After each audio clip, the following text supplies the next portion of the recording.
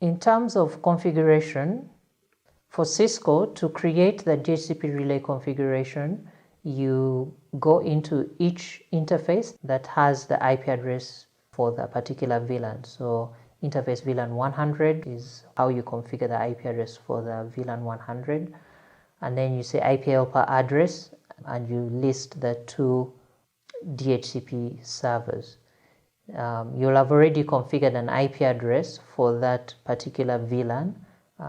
So when the request goes to the DHCP server, they will see the IP address 10.1.1.1 as a source of the DHCP discover, and so they will allocate out of that range.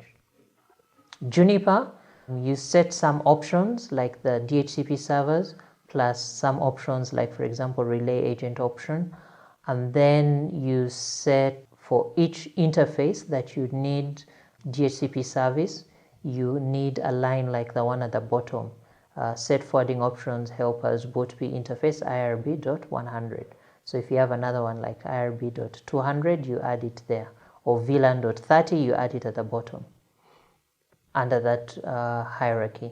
Inside the interface itself is where you'd have set the IP address. But then for the ones that need DHCP, you just list them under forwarding options helpers bootp. On the DHCP server itself, you now need to create a subnet declaration for each wherever you need DHCP service. On a Windows DHCP server, you create different DHCP scopes.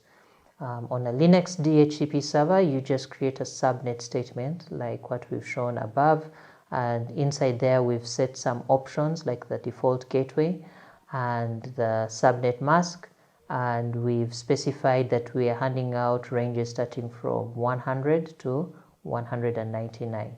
You can do all kinds of things and set options that are specific to this subnet that are different from the global options. Note that the DHCP server does not need an IP address in each of these subnets.